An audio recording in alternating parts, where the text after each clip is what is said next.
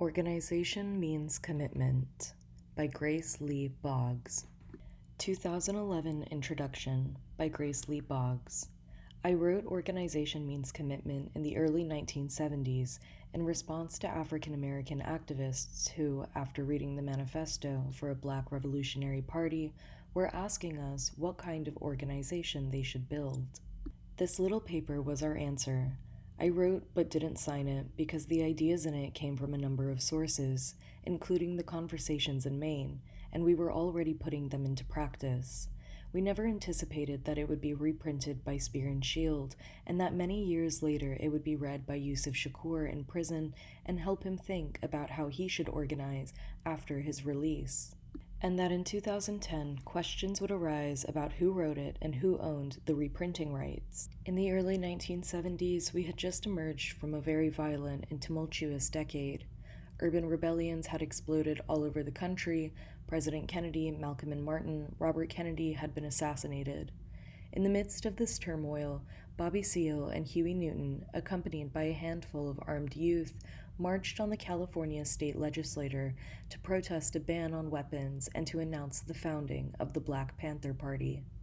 Overnight, this very visible defiance turned their new party into a mass party, attracting thousands of angry young blacks ready to confront the pigs, but also making it possible for the pigs to set agent provocateurs into the party to propose violent actions and crimes that would result in huge numbers of young lives being wasted.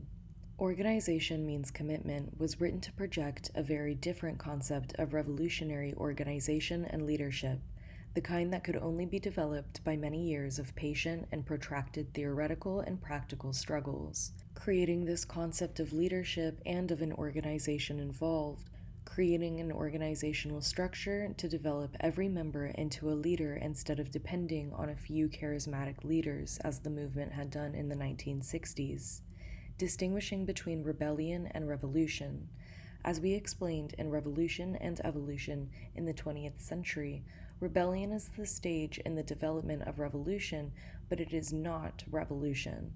It is an important stage because it represents the standing up of the oppressed. To make a revolution, people must not only struggle against existing institutions, they must make a philosophical leap and become more human beings. In order to change/transform the world, they must change/transform themselves. Thinking dialectically, i.e., recognizing that reality is constantly changing, that an idea that is progressive at one point can turn into its opposite at a later point. Also, because in everything there is both the positive and negative, the responsibility of revolutionary leadership in times of crisis is not just to denounce or protest oppression, but to project a vision that encourages grassroots creation of positive alternatives. Making very clear that a revolution in an advanced industrial country like the United States must be very different from the revolutions that have taken place in third world or developing countries. The rapid economic development of the United States was achieved by enslaving African Americans and dispossessing and exterminating Native Americans.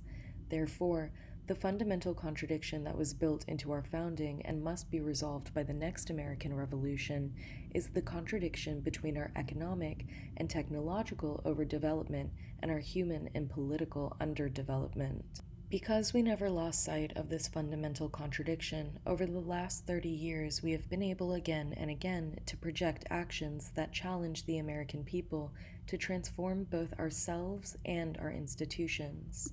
Organization means commitment, means committing ourselves to this kind of transformational organizing which does not mainly denounce and protest oppression or mobilize Americans to struggle for more material things, but challenges us as Americans to evolve and transform ourselves into more human beings. Recognizing that revolutionary leadership means more than just protesting oppression, but also projecting a vision that encourages grassroots creation of positive alternatives designed to create more humans. Transformative organizing involves doing the work of loving each other in ways that seem ridiculous if we only think of revolutionary change as masses of people mobilized to make demands on a state. Because our historical reality has been shaped by the actions of human beings who have internalized the contradiction between technological overdevelopment and human underdevelopment, even if we protest so effectively that we acquire state power, if we don't change our ways of thinking and relating to one another, we will only further develop this contradiction with new people in charge. These changes must be rooted in love. Because the next American Revolution must resolve this contradiction, the organizing that it creates will not simply be anti-imperialist, anti-racist, anti-sexist, or anti-ableist. Instead, the love-based organizing that creates the next American Revolution will recognize that all these isms are the logical outgrowth of a system whose internal logic is shaped by the loveless contradiction between technological overdevelopment and human underdevelopment. Therefore, the only way to secure freedom from these forms of oppression is to create the freedom to develop and practice new types of more human relationships. Only by developing these kinds of loving relationships can we as humans heal ourselves and each other from the damage done to us by an economic and political system bent on creating wealth at the expense of all living things. Through healing ourselves and our communities, we can enable ourselves to stop reacting to oppression and begin the process of projecting healthier, more human alternatives that don't benefit us at the expense of the rest of the world. As Jimmy wrote in Chapter 6 of RATC, the revolution to be made in the United States will be the first revolution in history to require the masses to make material sacrifices rather than to acquire more material things.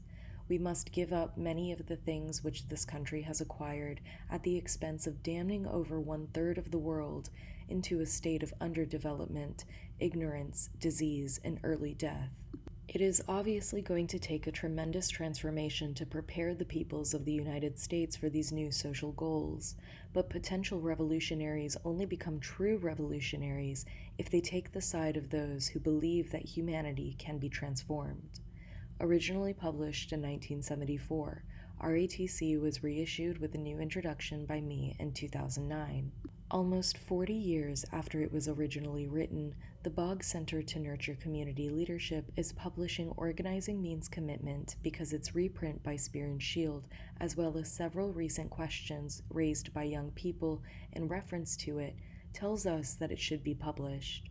Because of these questions, we think Organizing Means Commitment has a role to play in nurturing the transformational leadership capacities of individuals and organizations committed to creating productive, sustainable, ecologically responsible, and just communities. If it is read and discussed through local, national, and international networks of activists, artists, and intellectuals, we think it can foster new ways of living, being, and thinking to face the challenges of the 21st century. Organization means commitment. Commitment is the key. By Grace Lee Boggs. Introduction. As the U.S. enters the 70s, some people are beginning to discuss the question of how to build a revolutionary cadre organization. Most of those who are discussing it will never get beyond the point of discussion, while of those who are actually beginning to organize, only a minority will probably be around a few years from now. This is because it is not at all easy to build a revolutionary cadre organization. It takes a lot of time and patience, a lot of hard work and struggle, a continuing relationship from and to the revolutionary and progressive social forces within your society, a continuing expansion and enrichment of your own revolutionary vision and that of the revolutionary social force, the ability to think independently as well as to accept discipline cheerfully, and an unrelenting self-criticism and struggle to overcome your own shortcomings. This work and struggle, this time and patience, this continuing relationship, this expansion and enrichment, this independence and discipline, this criticism and self-criticism can only come from a continuing commitment in theory and in practice to the conviction that at the heart of every great revolution is the urgent need to transform man and woman into a new and more advanced form, human being by means of struggle. The only justification for a revolution is that it accelerates the evolution of man and woman. The first thing you need for such a commitment is an unshakable conviction that correct ideas matter and once the correct ideas are grasped by the great masses of people, they become a material force capable of changing society and the world. In a country like the US, where there is so much respect for things and so little respect for ideas, the number of people with this conviction is still very small, and the number whose convictions cannot be shaken is even smaller. When your friends and associates accuse you of having too much faith in ideas or in human nature, it takes a pretty strong person to hold firm. One of the most difficult hurdles that a cadre group has to overcome at its first meeting, and often at subsequent meetings, is the feeling among those present that there must be something wrong with them because they are so few. In a country like the US, where it is so normal and natural to judge the value and importance of everything according to the size, the bigger the better, it is not easy to grasp and hold firm to the historical fact that every advance that has ever been made by humankind was started by a few people, often, to begin with, by only one individual, since every beginning can only be a beginning. Someone, it may have been a man or a woman, was the first to use a piece of stone as a hatchet or hammer or axe. In other words, to take the first step in tool-making 2 million years ago, which has now led to the machine ages of the lashes, punch presses, and dynamos. Similarly, someone, it may have been a man or woman, was the first to mold a pot out of mud. Elsewhere on Earth, maybe another continent or maybe only a few miles away, another man or woman at approximately the same time may have been doing the same things, but the first man or woman to take this first crude step in tool-making or pottery did not know this, nor did he or she stop to speculate why only he or she or just a few others were taking this step.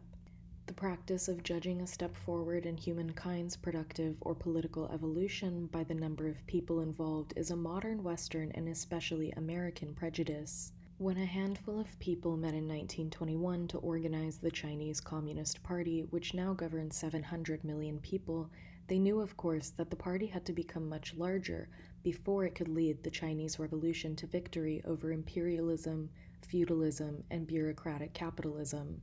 But those present did not look around at each other and ask, why us rather than anyone else? They knew that anything which men and women create, any advance which humankind makes, must have a beginning, and that every beginning must be made by those few individuals who choose to begin something because they feel it should be begun. Before something can grow, it must first be. A.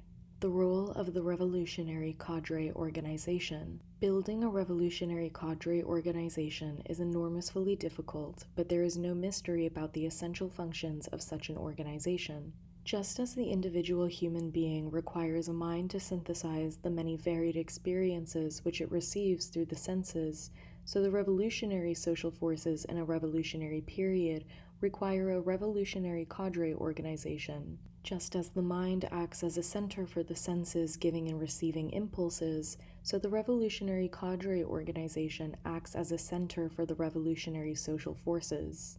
Neither can replace the other, nor can either develop without continuing interaction with the other. They are the two poles of a developing dynamic relationship, continually enriching one another in a never-ending spiral process of from the masses to the masses. This dialectical concept is the key to the building of a revolutionary cadre organization. The first task of a revolutionary's cadre organization is theoretical analysis and synthesis.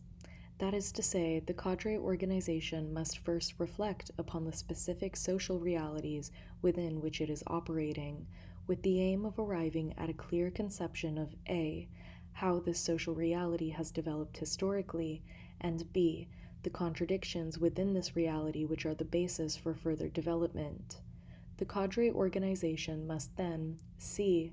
define which of these contradictions are the principal and major ones requiring solutions if the society is to advance, and D. develop a vision of what kind of new reality will be created by the resolution of those principal or major contradictions. Finally, the revolutionary cadre must E. determine which sectors of the society have the greatest potential for the struggle necessary to resolve these contradictions and create this new reality. These theoretical concepts together constitute the ideology of the Cadre organization. After deriving its ideology from reflections upon the social realities, the Cadre organization must devise concrete programs to go to the revolutionary social forces, masses, and people in order to mobilize them in struggles to create a new reality through resolving the major contradictions of the society. In devising and projecting these concrete programs, the Cadre organization must be concerned not only to increase the momentum of struggle and the physical power of the revolutionary social forces, it must also be concerned to bring about a transformation in these forces. That is to say, it must seek to increase their initiative, their critical political consciousness, their sense of collectivity and responsibility, and the structures with which they can not only bring about the collapse of the existing oppressive society, but also create a new society. The Cadre organization, in other words, must be concerned not only with the quantitative, but with the qualitative development of the mass struggle and of the revolutionary social forces.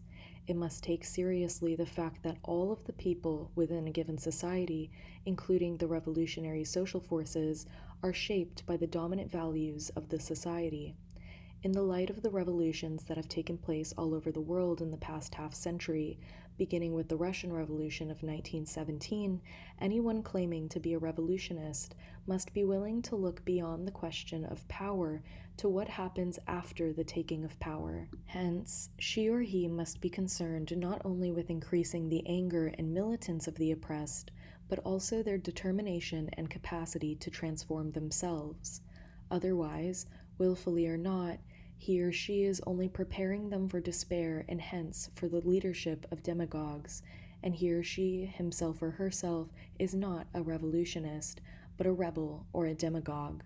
At the same time, the Cadre organization is also providing the framework within which the Cadre members themselves can be constantly transforming themselves into more conscious, more responsible, more creative, and more critical human beings, to whom the revolutionary masses can increasingly look for leadership because they can recognize in them actual, living witnesses to the potential of creating new men and women. If the ideology of the Cadre organization is sound, if its program meets the needs of the revolutionary social forces, if the Cadre themselves are in a close and continuing relationship with these forces, then the revolutionary social forces will begin to struggle around those programs. In turn, these struggles will bring about new situations, involving new contradictions and new conflicts. This means that the Cadre organization must be continuously prepared to reevaluate its ideas of the social reality and to devise new programs to take to the revolutionary social forces. Thus, constantly deepening and enriching both their ideas and their relationship with the revolutionary social forces, the Cadre never loses sight of their primary commitment to the revolutionary Cadre organization.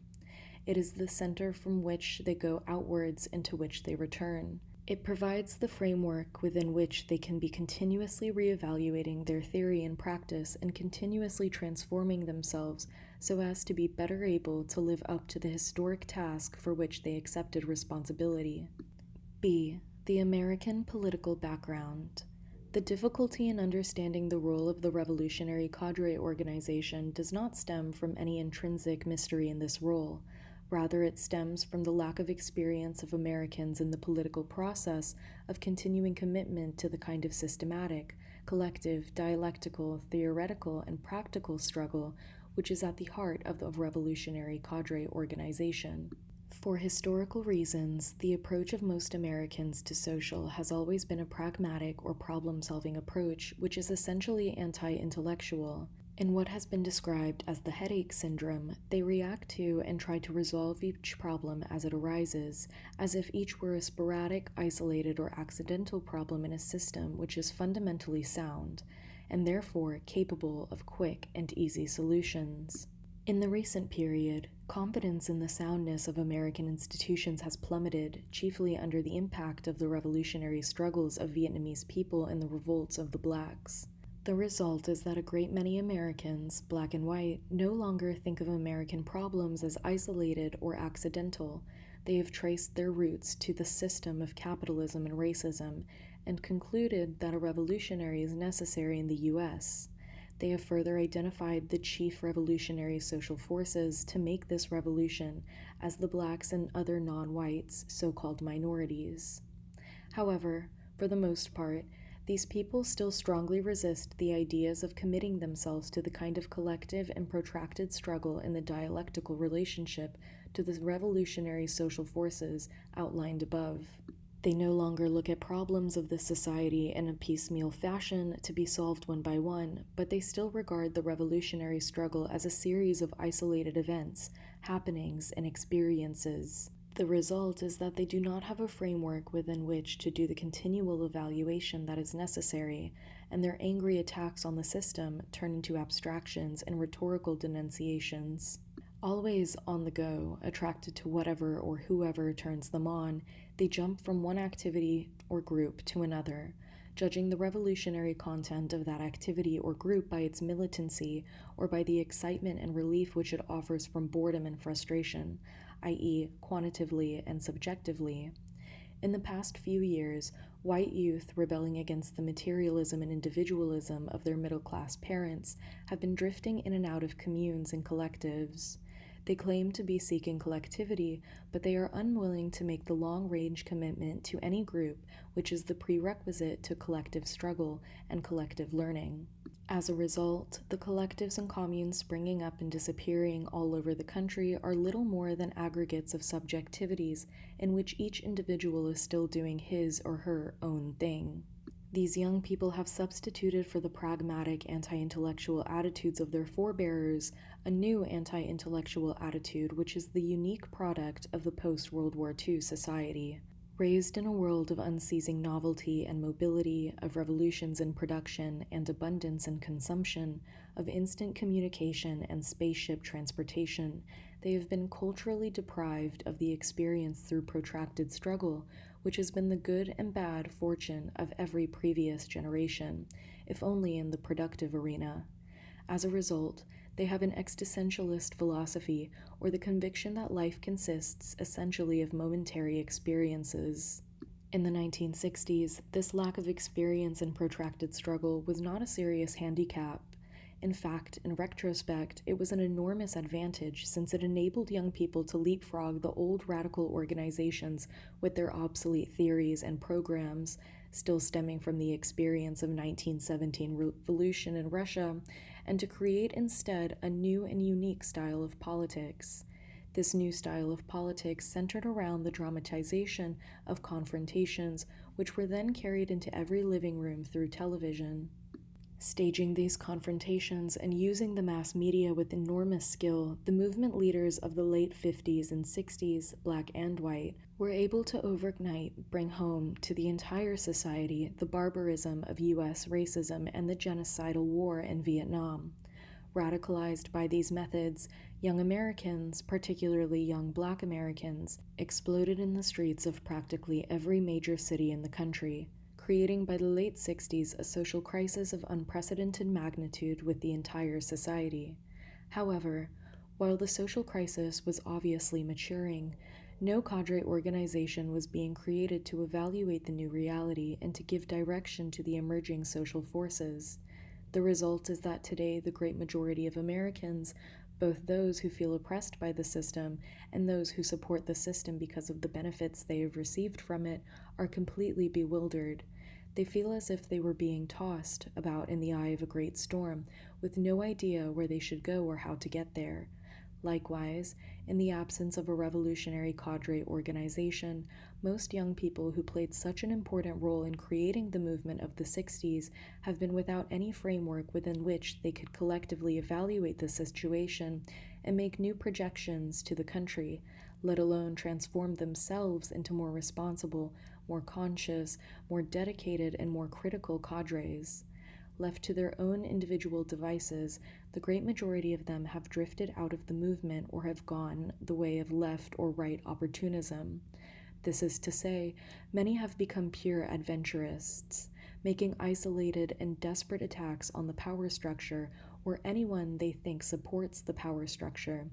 Others have become careerists, on the go in one way or another, as consultants, project directors, or staff persons supported by federal, city, and state agencies, and by churches and universities in order to co-opt the heavies of the movement. C. Commitment is key. Again, this background, it should be clear why the first step of any group of people seeking to build a cadre organization must be the decision of each individual in the group to commit herself or himself to a collective, protracted struggle in a dialectically developing relationship with the revolutionary social forces, people. Those who are convinced of the need for revolutionary social change, and who, out of sober reflection on the concrete experiences of the recent past, have become convinced that spontaneous rebellions, revolts, and confrontations, no matter how many or how spectacular, lead not to revolution but to despair and confusion, should be ready to make this commitment out of their own volition. If among those who have come together to discuss the question, only 2 people are ready for this commitment, these 2 must resist the temptation to continue meeting with the others in hopes or illusion that by doing so they will persuade the others to stop wavering and make a commitment to this temptation. They will discover in the end that they are left either with the same 2 people or that they themselves have begun to waver, since the waverers are the ones who have behind them the pressure of the way things are, rather than the way things should be. The decision by a group of people, no matter how few, to commit themselves to this collective and protracted struggle and to reject on-the-go politics shapes everything that follows. If their commitment is to become more than rhetorical testifying, they must now embark on the concrete steps necessary to create a collectivity out of their separate selves. As it is, they are still individuals, with their own very different ideas about what is and what should be, what they should do and how they should do it, what they can expect from each other now, and what they should be able to expect from each other as they begin to struggle together. In order for the group to start transforming their separate subjectivities, they must first arrive, through organized discussion and an agreed-upon method of decision-making, an agreement on the following: 1. Their ideology. 2. A program or programs for activity within a prescribed period, long enough for them to complete some projects and yet short enough so that they can see the end at the beginning. 3. A structure within they can carry out these programs and which will also provide for the continuing growth and developing of the group as a whole and or every member in it. 4. Standards of membership. 5. Methods for continuing evaluation of their activities and themselves. Some or all of these may be modified in the course of the organization's continuing development. Particularly in a revolutionary period, situations change very rapidly, and the ideas of the revolutionary organization must change accordingly. As situations change, different views over what should or should not be modified may at such time lead to such opposing proposals that those holding these opposing views cannot continue to coexist in the same organization, and a split becomes unavoidable. But unless these changes or differences have developed in relationship to an original set of basic ideas, they cannot be dealt with as political differences, but will instead be interpreted as subjective or personality differences, with all the bitterness that usually accompanies such interpretations. A1. Ideology. For the last 50 years, most radicals in the United States have thought it was sufficient to define the American historical reality in terms of Marx's 19th century analysis of European capitalism and Lenin's pre-World War I analysis of European imperialism, simply adding to these the analysis of American racism, usually interpreted as a manifestation of capitalism or domestic imperialism. In the past 10 years, the new left radicals have continued to define the American historical reality in these terms. However, in recognition of the post-World War II struggles of Third World peoples inside and outside the United States, and the increasingly middle-class character of the American workers, they have simply substituted Third World peoples for the working class, which Marx and Lenin regarded as the revolutionary social force to destroy capitalism and imperialism. None of these radicals, either in the past or recently, ever took seriously the fact that Marx and Lenin were both developing their theories in a systematic reflection upon their specific historical reality, a totally different historical reality from what exists in the United States today. Marx was writing at the beginning of the Industrial Revolution in Europe 100 years ago, and Lenin in backwards Russia over 50 years ago, in periods when rapid development of the productive forces was the urgent concern of Europeans and Russians respectively. Today, the United States is the most technologically advanced country in human history, producing goods and developing the productive forces with such rapidity that every politically conscious, socially responsible person is trying to think of how to slow development down. Far from being in material want, even the poorest layer of the population are constantly being courted by capitalism to buy, and state agencies subsidize these layers so that their publicly financed purchasing power can keep the economy going. Yet instead of analyzing this new social reality with the seriousness with which Marx and Lenin analyzed theirs, most radicals have simply reacted to the revolt of third world peoples by casting them in the role which Marx and Lenin gave to the working class. Subsequently, as if vying for the leading role on the stage of this social drama, other groups victimized and alienated within society, women, youth, prisoners, have been substitute themselves for blacks. Now, some radicals, reacting to the chaos and absurdities into which this kind of rivalry takes the center of stage, is plunging the movement, have fallen back on the working class as hero, hoping against hope that spreading unemployment, inflation, taxes, and other economic miseries may yet turn the working class into the revolutionary class which Marx's 19th century analysis called for. Instead of just reacting to rebellions and to each other as these organizations are doing, the revolutionary Cadre organization must make its own serious analysis of the unique historical development of the United States and of the new social tasks which have been uniquely posed as a result of its unprecedented material development. It should then be able to recognize that the major contradiction in this country is not an economic one, but rather the contradiction between this country's extremely advanced technological development and its extremely political and social underdevelopment. This contradiction is manifested in the preoccupation of its people with their own private pursuits and their material comforts, and in their lack of political consciousness and social responsibility, as well as of the genuine self-governing institutions which could encourage the development of political consciousness and social responsibility. It can then be seen that the chief purpose of the revolution is to accelerate the rapid growth of political consciousness and social responsibility in the people so that they can put politics in command of economics, instead of being ruled by economics as they are today. A2. Program. Mass movement groups are reactive, issue-oriented groups who are constantly plunging into activity around the innumerable issues, usually defense issues, which are constantly servicing in this period, such as free the prisoners, free Angela Davis, abolish stress, bring the boys back from Vietnam. The result is that most of them disappear as rapidly as they appear. What usually continues is either one of the old left organizations, the Communist Party USA, SWP, PLM, etc., or B, cliques of individuals who are often clustered around a particularly charismatic individual or one who is particularly gifted at fundraising, or C, social groups of alumni or veterans of various struggles in the 60s.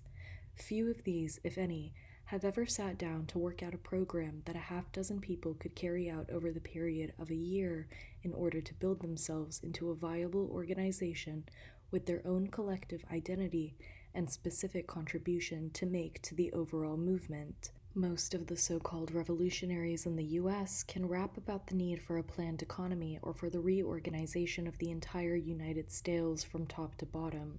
But they never have taken the time to think through the program for even a small cadre organization, a clear conception of the purposes the group is trying to achieve, the methods by which they propose to achieve these purposes, a proposed time schedule, including deadlines for each step of the program, and the specific step-by-step processes. When an organization works out clearly such programs, it also establishes a basis for the evaluation of its programs. Thereby it does one of the most important yet deceptively simple things that a revolutionary cadre organization can do: learn from experience, or develop its theory from social practice. Nowhere more than in the U.S. is it so necessary to recognize and emphasize the importance of learning and the development of theory through a continuing relationship of your theory to practice. This is the only way to combat the powerful tendencies in this country to empty rhetoric, or talk without practice, and mindless activism or reactionary militancy, i.e., militancy to prove one's militancy, or because it is fashionable to be militant, rather than to act because one has some deeply felt convictions about the way man and womankind can and should advance, and realizes that these convictions can only be tested in social practice. Therefore, in the initial period, the main programs of a revolutionary cadre organization should be internal programs. That is to say, they should be consciously aimed at transforming those who have come together on the basis of commitment to a collectivity, with a powerful sense of developing and continuing collective identity and purpose. The first-year programs of a cadre organization should be centered chiefly around the following: A.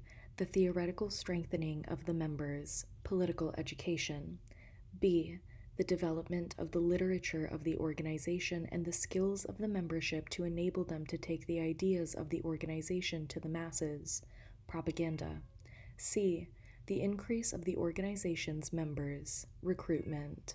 The propaganda program of the organization is crucial to the development of the revolutionary struggle, since as it cannot too often be repeated, once the correct ideas are grasped by the masses, they become a material force capable of changing society and the world. Particularly at this stage in the struggle, the major emphasis of the organization's propaganda must be on expanding the vision and increasing the critical political consciousness of the people, i.e., inspiring them with the broad purposes of the struggle and developing their capacity to demythologize and deromanticize, to mobilize the masses in struggle, or to increase their militancy without at the same time expanding their consciousness of their responsibility and capacity to create new men and women, is only to lay the groundwork for their despair. In mapping the recruitment program of the organization, great care should be shown to make the process of recruitment a selective one, aimed at slow and qualitative growth, rather than rapid expansion, taking care not to judge the growth of the organization by the number of its members, rather than by the commitment to the ideology and the programs of the organization. In the matter of recruitment, the cadre organization has few models to go on. In the past, it was ridiculously easy, particularly for the worker or a black person, to acquire membership in the CPUSA or the Trotskyite parties. The organizations, except for relatively brief periods right after the Russian Revolution, had so little contact with the workers and even less with blacks, and so few workers or blacks were attracted to these organizations that each one became kind of a prize, so that if he or she showed any sign of being willing to join, the organization virtually subsided them, sending them around the country on tours for the party so that the party could be present a public image of black or worker membership. Since the 60s, on the other hand, thousands of young people have been attracted to the new political organizations of all persuasions, ready to drift into and out of these organizations with the same lack of commitment as they had given to ad hoc organizations, particularly if the mass media has given these organizations any publicity. In turn, these organizations, living for the moment and for the spotlight, have recruited furiously in order to give the impression of a large public following. In the recent past, we've had some instructive experiences with organizations who have expanded rapidly for the sake of and with the help of the media. Often they have discovered that they were recruiting many police agents. Even when this was not the case, they have still been at the mercy of their new members, most of who were attracted to the organization in the first place by the image of confrontation, which they got from the mass media, and who have therefore led the organization into confrontation after confrontation until its entire energies and resources were exhausted in defense activities. For all these reasons, it is important that the revolutionary cadre organizations seek to both avoid rapid expansion and any kind of publicity, in full recognition of the fact that any rapidly expanding or publicly oriented organization has no chance to do the learning and developing which are absolutely essential to preparation for rapid growth at a later stage of the protracted struggle.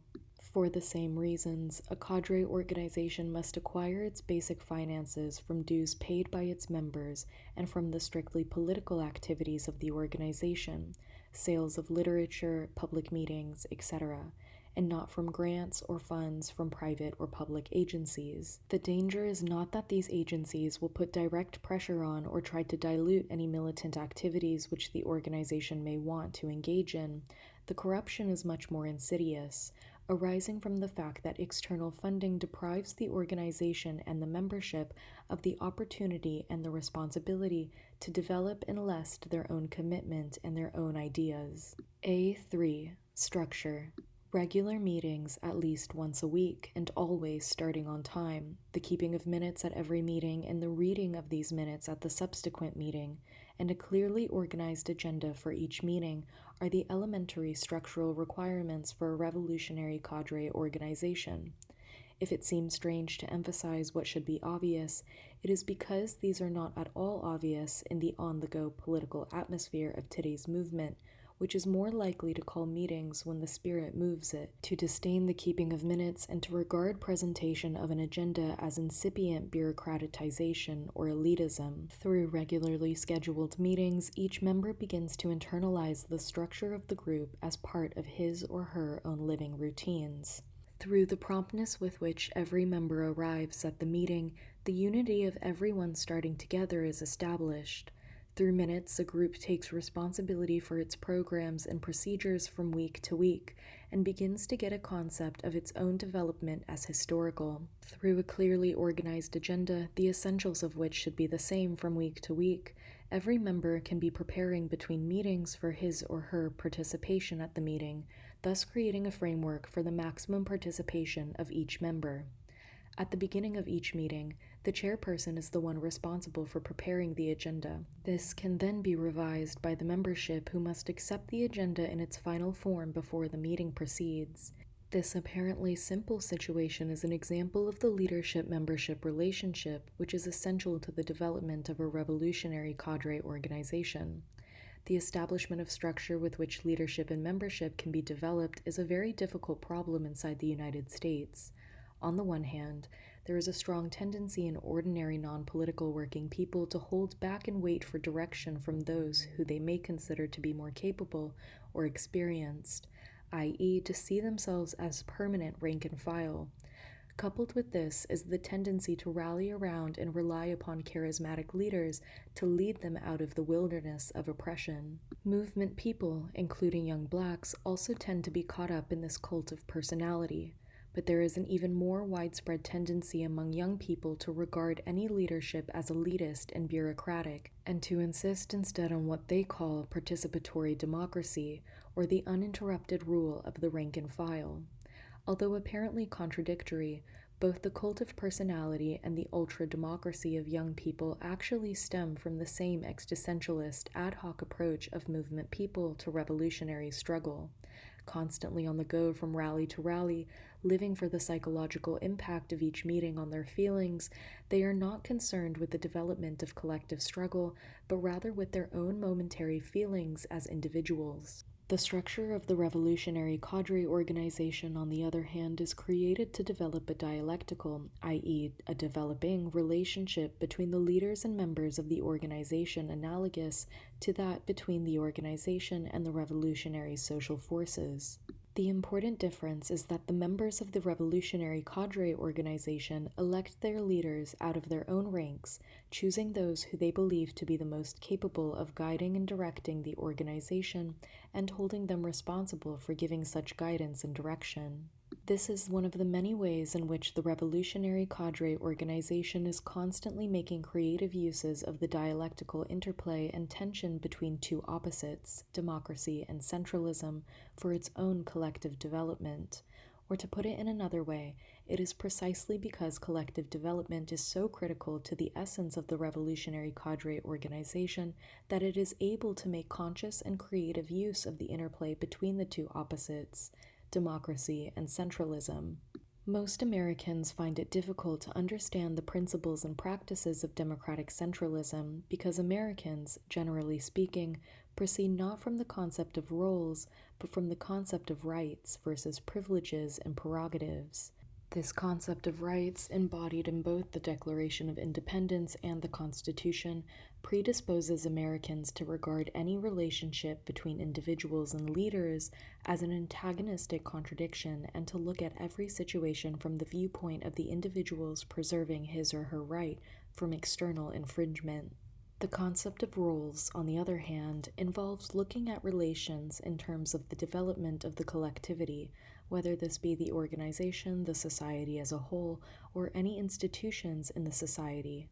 At the heart of democratic centralism is the question: what functions must be performed by each part of the structure if the collectivity is to be able to act as and continue to develop into a strong nucleus of revolutionary leadership and as a framework for the continuing development and transformation of every member. It is necessary to have leadership within the structure of a revolutionary cadre organization because it is necessary to have some persons or a central committee that is playing the role of projecting and generalizing, unifying, and coordinating. If there is no chairperson within a particular committee or no central committee within an organization with a number of committees, who is playing this role as center? Then there is only the plurality, the specificity, and the variety of the members on the constituent committees. On the other hand, if the various members in the various committees who are responsible for specific programs are not constantly developing their programs, are not increasing their contact with the revolutionary social forces, are not discussing issues and programs of the organization, and not developing their ability to think independently, then the unity of the organization turns into homogeneity. This discipline and democracy are both part of the principles of the daily practice of a revolutionary cadre organization, not because they have been imposed or because they are guaranteed by statute, but because of the deep conviction of each member that these are both necessary to the development of the organization.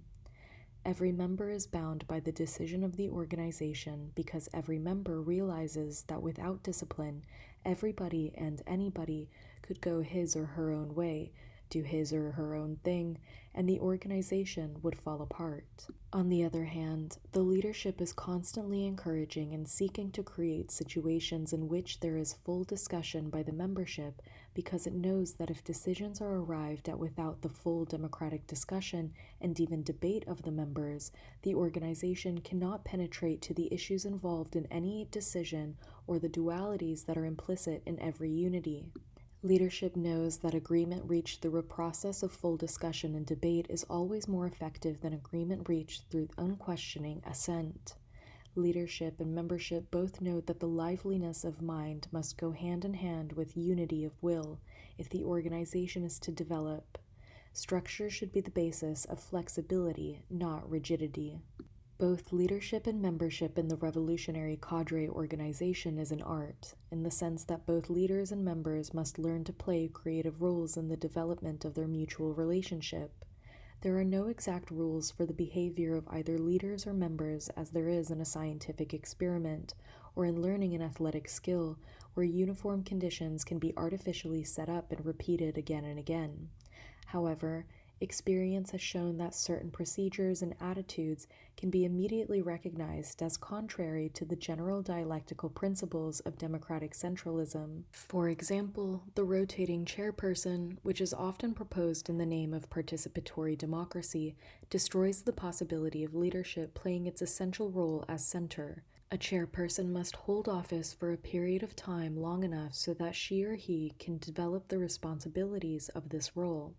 On the other hand, a chairperson who is not constantly listening to the members of his or her committees will soon be speaking only from her or his limitations and will be unable to project to the members a unity which has the richness of variety embodied in it. A chairperson must be efficient at running meetings, but she or he must also be willing to do propaganda work among the members of the committee individually in order to develop a common language with them. A leadership which resorts to agitation and exhortation of the membership is usually one which has failed to fulfill its responsibility of projecting programs and positions which embody the relationship between what the organization is doing from day to day and the long-range role of the organization in the acceleration of the evolution of humankind. If the leadership does not fulfill its role of projecting, creating, and innovating, but is only reacting to the membership, then the tendency is for weaknesses of individual members to surface, i.e., for individual members to act up. In this situation, leadership feels threatened, is tempted to overact, reminding the members of their duties and of its rights, i.e., of the chain of command, and sometimes even to mobilize those members whom it considers more loyal and supportive against those who are acting up. But this type of administrative, disciplinary, commandist, and subjectivist behavior on the part of the leadership cannot possibly restore the moral authority of leadership, since by definition the role of leadership is not a defensive but a creative one. The organization must be constantly on guard against the tendency of members on all levels to self-cultivation, i.e., the use of the organization's resources only for the development of the individual. On the other hand, if the leadership is not playing its proper role of encouraging the independent creativity of the membership, the tendency of membership is to slip into passivity, merely receiving and supporting instructions from the leadership. As the organization then begins to stagnate, leadership again is tempted to exhort the membership to greater efforts and liveliness. But this exhortation is futile, since by definition agitation of the members is contrary to the role of leadership, and so forth and so on. In all these ways, through living in often painful experiences and the correct and incorrect handling of the very demanding relationships between leadership and members, the members of the revolutionary cadre organization and the organization as a whole begin to internalize the rhythms of the dialectical as contrasted to the administrative method. This internalization becomes decisive in the handling of contradictions between the organization and the revolutionary social forces, both in the struggle for power and in the even more important and awesome responsibilities that ensue after seizing power. A4. Standards. Every collectivity of any kind, whether an organization, a class, a race, or a nation, must establish standards, i.e., those values and patterns of behavior which all members are expected to strive to embody in their daily thinking and practice, chiefly in order to advance the collectivity. A revolutionary cadre organization, on the other hand, establishes its standards not only to advance the group, but in full consciousness of the group's responsibility to advance the evolution of humankind. Starting from the fundamental premise, a revolutionary cadre organization at this time must establish its standards in the light of two major realities. 1. The peculiar and contradictory character of the chief revolutionary social forces, and 2. The protracted struggle that will be necessary to bring about the revolutionary transformation of this society. These realities make it essential that the revolutionary cadre organization adopt as its standards those values which have proved to be most durable and universal in the course of humanity's millennia of development. Such values must include love and respect for one's own people, not for their sake alone, but as a springboard to love and respect other people, respect for ideas, dedication, dependability, and discipline, self-reliance and accountability, care and development of one's body as well as one's mind. Young people in the U.S. today, both black and white, and particularly black, are potentially the chief revolutionary social force for the overthrow of the present society. They are the ones most hostile to the present system and the ones with maximum energy for fundamental social change. At the same time, these young people, both black and white, the latter especially insofar as they have become alienated from their communities and are imitating black radical youth, are the ones most deficient and lacking in the above values. Hence, they are now people for the most part standardless and valueless. Hence, their revolutionary energies are most likely to explode in rebellions and rebellious activities of the most negative kind, dropping out, copping out, freaking out, ripping off, and other helter-skelter, individualistic and adventurous actions. Rebels without a positive cause, they have no vision of what the struggle must be for, and therefore no concept of the new woman or man who must be created through revolutionary struggle. Typical of their inability to put the development of humanity at the center of their thinking is the endorsement and encouragement of ripping off merchants, as representative of the capitalist system, as if this could possibly leave unaffected the humanity of those doing the ripping off. The result of these negative rebellions is that large sections of the population are becoming completely alienated from the perspective of revolutionary social change, either becoming passive and despairing, or in many cases actively counter-revolutionary. Thus, instead of increasing the revolutionary potential, these potentially revolutionary social forces are actually decreasing its potential.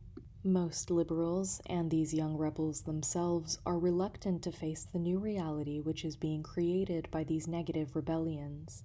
Instead, they excuse these rebels by saying that their attitudes and actions are only, or in their final analysis, the product of objective and historical conditions and therefore outside their control. They point to the post-war world of abundance and electronic media, which have produced instant gratification of every physical and psychological want to the youth generation, to the barbarism of racism and the genocidal war in Vietnam, which have demoralized young people by exposing the dehumanized character of American capitalism and imperialism and the American political, economic, academic power structure, and to the failure of the older generation over the years to resist this barbarism and inhumanity. However, in citing objective and historical conditions as an excuse for the negative rebellions and rebelliousness of young people, these liberals and the rebels themselves are evading the crucial contemporary contradiction that on the one hand, these young rebels and their rebellions are the most complete expression of a corrupt value-free society, while on the other hand, they are the ones with the greatest potential to bring this system to an end. In other words, the revolutionary Cadre organization cannot wait upon the revolution to change the objective conditions that have produced these social forces as they are. It must find ways and means within the present to bring about the revolutionary transformation of these young people in order to make the revolution, i.e., in order to bring about the changes in the objective institutions and conditions. One of the most important ways that the revolutionary Cadre organization can do this is by projecting and embodying its own ideas and practices, the values which have proved most universal and enduring throughout the development of humankind. In other words, the revolutionary Cadre organization itself must insist on the indivisibility of politics and ethics. This indivisibility of politics and ethics is also indispensable to the development of the revolutionary Cadre organization for the protracted struggle which lies ahead of it. Without the above standards, it is impossible for the Cadre to develop trust in one another and from those whom they seek to lead. Without trust, no protracted struggle can possibly be successful. In affirming the indivisibility of ethics and politics, the revolutionary Cadre organization is breaking consciously with the political tradition which has dominated Western thought since Machiavelli, 500 years ago, created the science of politics as a question of strategy and tactics. Marx did not challenge this Machiavellian concept chiefly because politics was secondary to what was happening in the process of production. There he believed the very development of the productive forces and the struggles of the workers against exploitation were creating in the workers the highest standards of collectivity, discipline, and social responsibility. For Lenin, politics was much more important than it had been for Marx, because Lenin had conceived the Revolutionary Party chiefly as a means to increase the hostility of the masses to the system as a whole, so that they could then be mobilized and struggle to overthrow the system. Today, however, in the U.S. in the last quarter of the 20th century, our historical conditions and therefore our responsibilities cannot be the same as Marx and Lenin. In the revolutionary forces with whom we are the most concerned, there is no lack of hostility and antagonism to the system as a whole. What they lack is the concept of A, transformation of man or woman, which must be at the center of revolutionary struggle, and B, protracted struggle. Together, these require a new concept of the indivisible relation between politics and ethics. A5. Methods of evaluation, criticism, and self-criticism. After the completion of every project, no matter how small, there must be a thoroughgoing evaluation of the project by the Revolutionary Cadre organization. Were the purposes of the project fulfilled? Were they dearly defined and understood by everyone involved in the first place, and were they kept in mind throughout the project? Were the methods effective?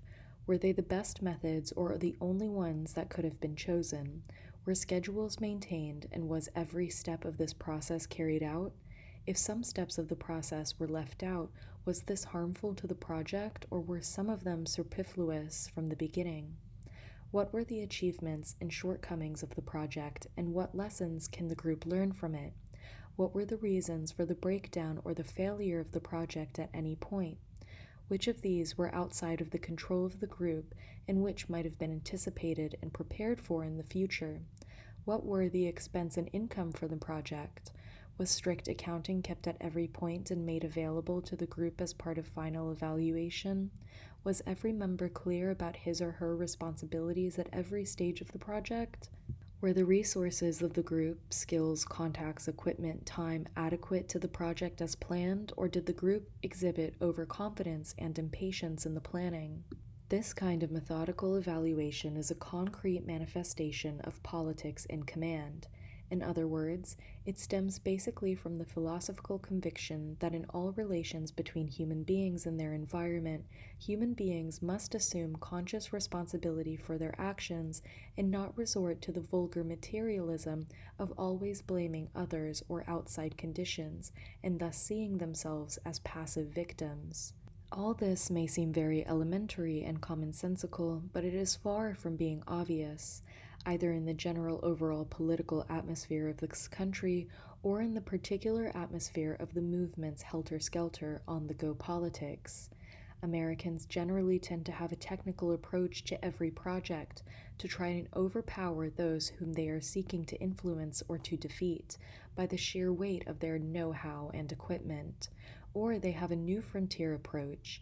If something doesn't work out so well, or things go bad, just abandon the project, or the place, or the people involved in it, and go on to something or somewhere or somebody else. They are always running off to a new beginning. Because movement people have failed to make serious examination of the American philosophical environment, they have simply carried these same attitudes into their own activities, simply adding their own special contempt for ideas and their love of rhetoric, their predisposition to spectacular confrontations, and their hunger for continuing emotional excitement. Engaging in activities for the sake of activism and not in order to test dear convictions in social practice, they have rarely worked out clear programs with purposes, methods, schedules, and processes clearly defined, and therefore are incapable of careful evaluation.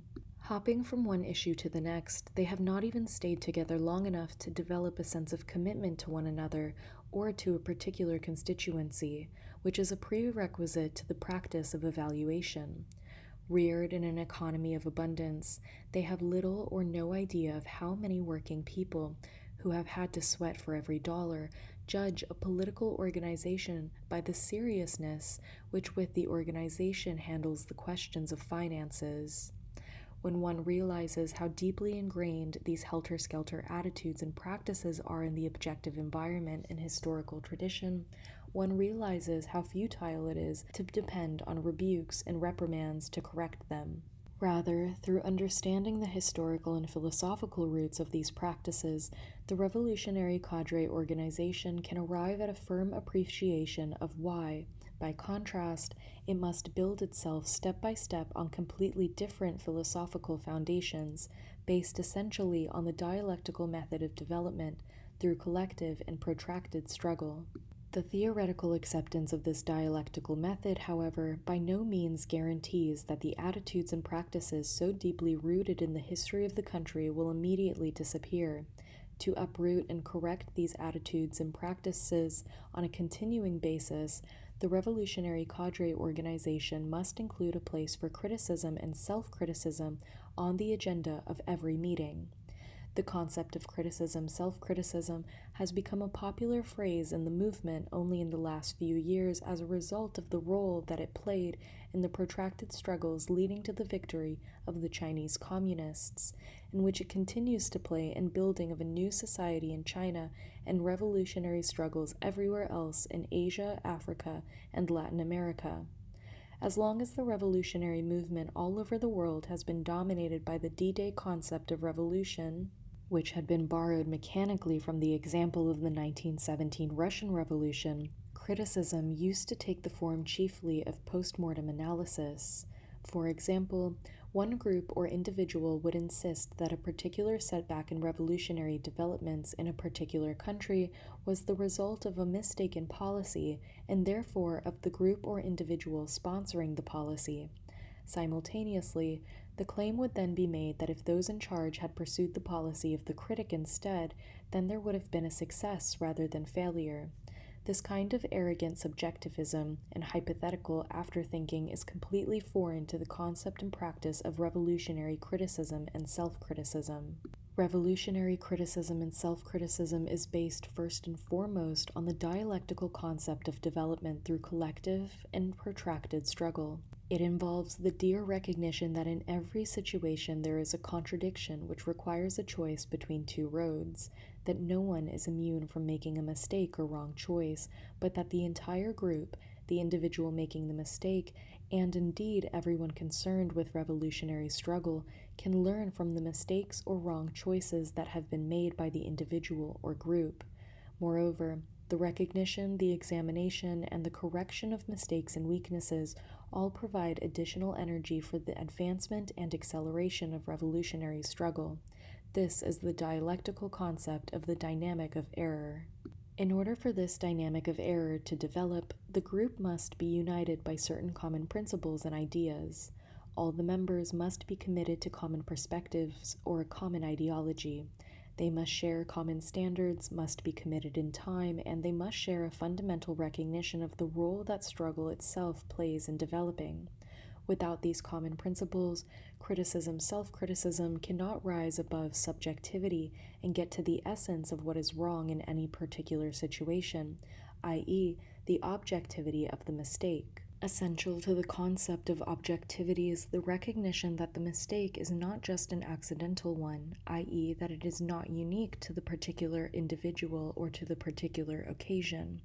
On the contrary, it probably relates to the particular historical environment or to the social background of the individual involved, e.g., intellectualism, technocratism, male chauvinism, permanent rank-and-fileism. This objectification enables the entire group to raise its consciousness and helps others with the same background be on alert against specific weaknesses. In the American social and political environment at all levels, it is very difficult to make this kind of objective criticism, self-criticism, a real part of daily life and practice. This again is for the very deep historical reasons already referred to, especially the tendency of Americans to look upon problems as nuances and headaches to be gotten rid of by some external means, e.g. pills, rather than challenges from which one can learn. Therefore, the tendency is to cover up mistakes rather than to admit or grapple with them. Americans are also very preoccupied with their own personalities or individualities and inclined to develop guilt feelings about their own mistakes or as a result of hurting other people's feelings by pointing out mistakes. For example, an individual may apologize for making a mistake because he feels guilty, thinking that he or she is criticizing himself or herself when he or she is really just expressing subjective or personal feelings.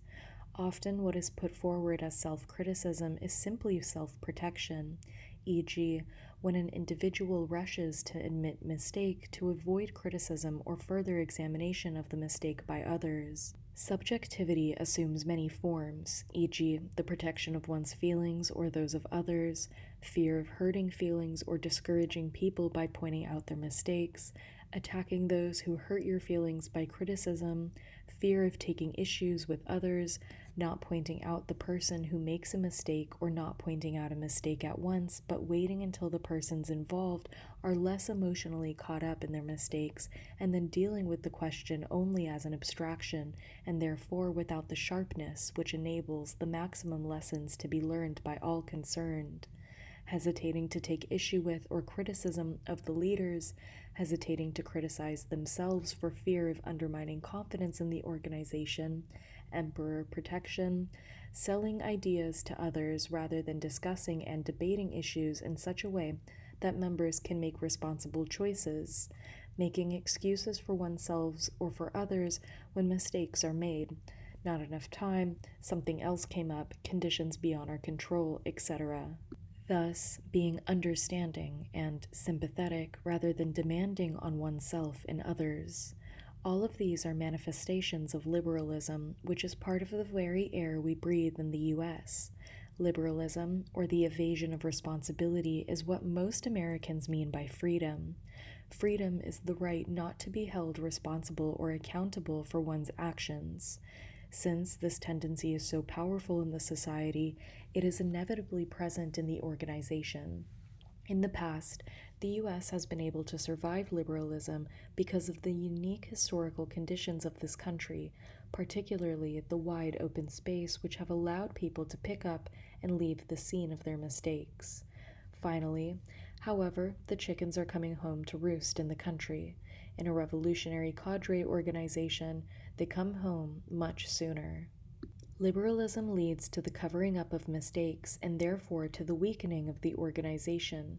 When mistakes are covered up, they also pile up to the point where it becomes impossible to isolate and correct the specific mistakes, and the organization is in danger of breaking up in demoralization and bitter antagonisms. The above list of liberal weaknesses, incomplete as it is familiar to everyone who has ever been in any kind of organization. When one realizes how many of these have characterized one's own practices in the past, it is easy to become discouraged unless you keep in mind at all times the goals and methods to which you are committed, and the collective commitment to this goal which will enable the organization to grapple with and overcome these weaknesses one by one, week in and week out, through criticism and self-criticism in the course of protracted struggle. A6. Relationship with the masses. Up to now, we have been discussing the revolutionary cadre organization's relation with the masses or with the revolutionary social forces as if these masses were faceless masses, or as if these social forces were units of undifferentiated physical energy out in space somewhere. This is the way most radical groups talk and think of the masses and the revolutionary social forces. Fortunately, their conceptions do not correspond to the way things actually are. Actually, the masses and revolutionary social forces already are bound together in varying degrees and in different ways, sometimes in actual organizations, more often by loose structures of various kinds. For example, people live in a particular geographical area, work at particular places, join together because of ethnic, age, sex ties, or because of common cultural, religious, political, professional, recreational, economic, or community interests that can range all the way from bowling to community control of schools. They may organize rapidly in response to particular issues and then separate, each going his or her individual way, or they may try to find ways and means or reasons for staying together. Particularly in a revolutionary period like ours, the 60s, when large sections of the population have lost faith in existing institutions, the prevailing tendency in the country is centripetal. This takes organizational form in the tendency to form all kinds of groups. Some groups bring together as a result of spontaneous eruption or in order to make the struggle over a particularly burning issue more effective. Others are formed chiefly in order to give individuals a sense of belonging to some collectivity because they have lost faith in the nation. Others exist for no other reason than that the power structure needs them as channels of communication to the potentially rebellious sections of the society. Because of this general self-structuring by the masses, which is going on all the time, and because this self-structuring gathers momentum in a revolutionary period, the revolutionary cadre organization's relations are basically not with single individuals and never with abstract generalized masses. Instead, they are usually with a particular group of various kinds, which can range from political to recreational to ethnic to economic. Usually, most of these groups are going in their own separate directions, which may be parallel or diverging, but which rarely converge. However, again because of the revolutionary character of the period, there are many reasons why these groups should or could converge to go in a particular direction together, or to conflict on particular issues. Usually, a particularly raw issue is enough to bring them into conflict, although sometimes a counter-revolutionary or revolutionary group may for reasons of its own seek to bring about a clash. On the other hand, it is unlikely that the many groups which have within them the potential for united action in a revolutionary direction work for any extended period of time unless under the open or quiet leadership of a revolutionary cadre organization.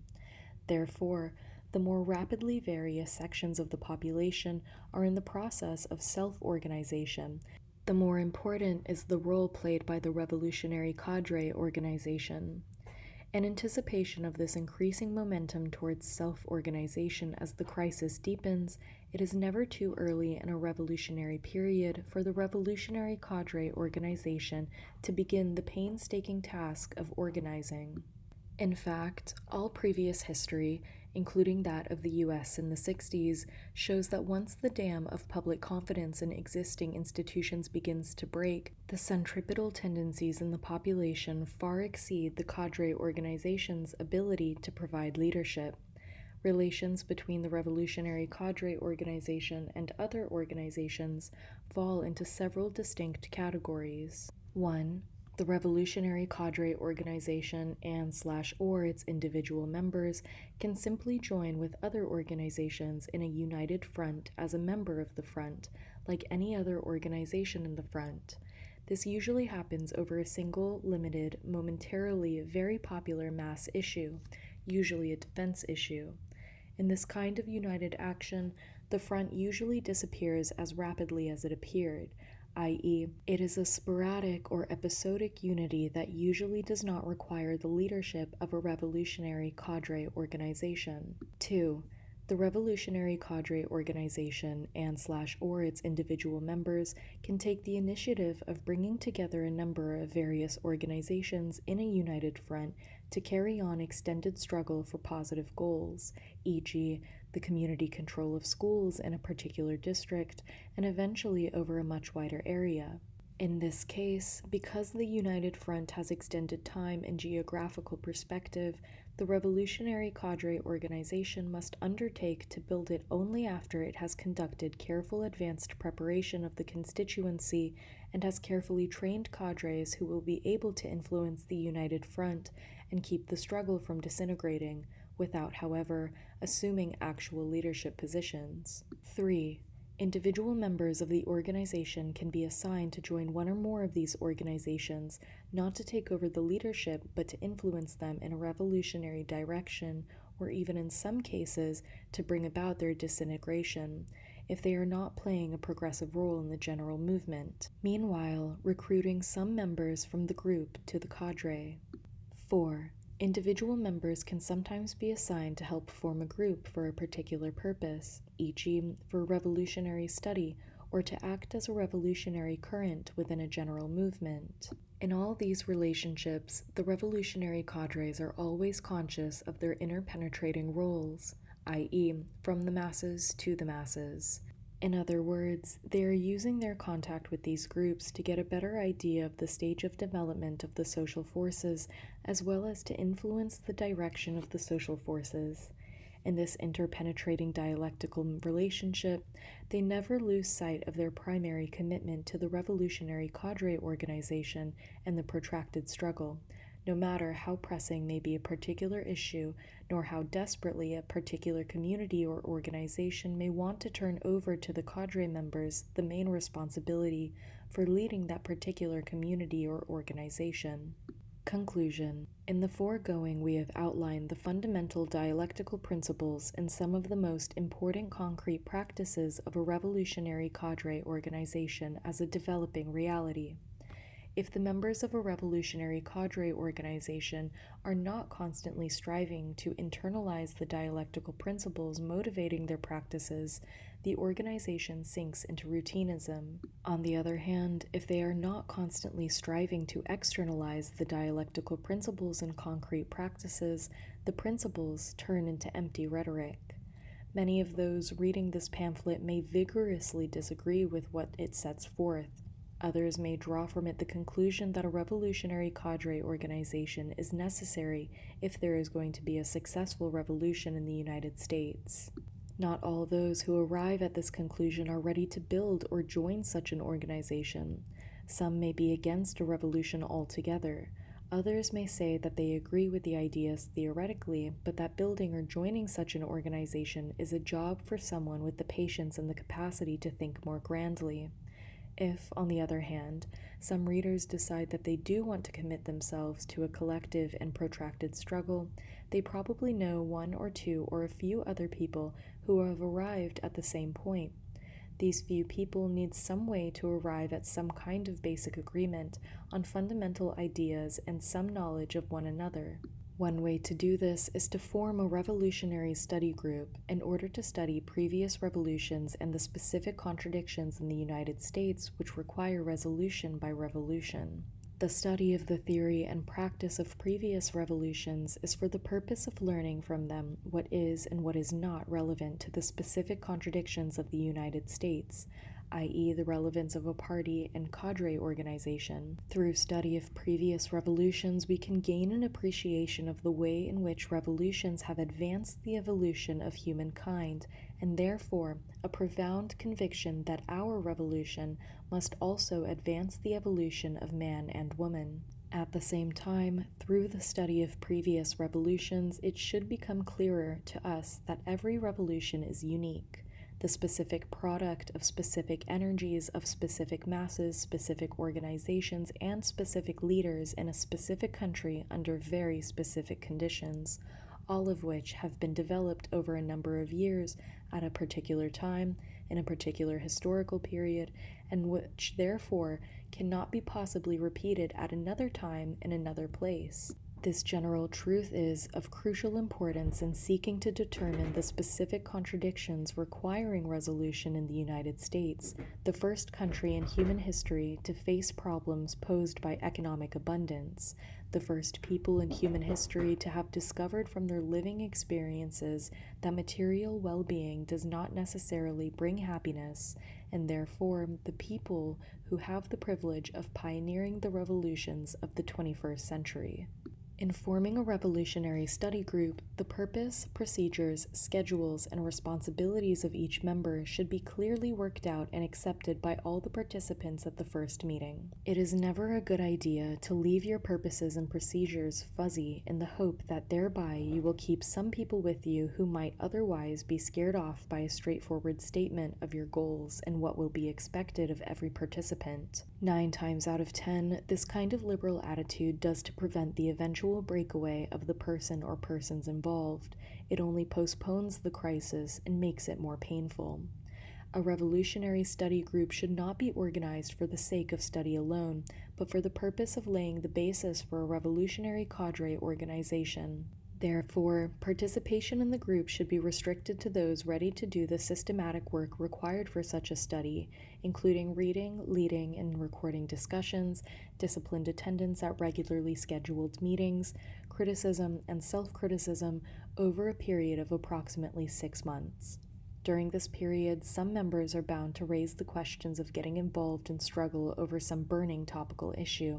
This will be one of the group's first tests as to who, if anyone in the group, really accepts the principles that without revolutionary theory, there can be no revolutionary practice. And without the commitment to collective and protracted struggle, There can be no successful revolution.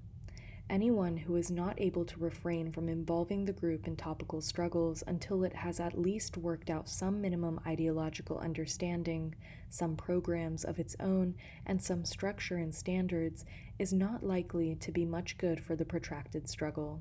In this way, not only the material studied, but the way it is studied is itself preparation for the organization of a revolutionary cadre.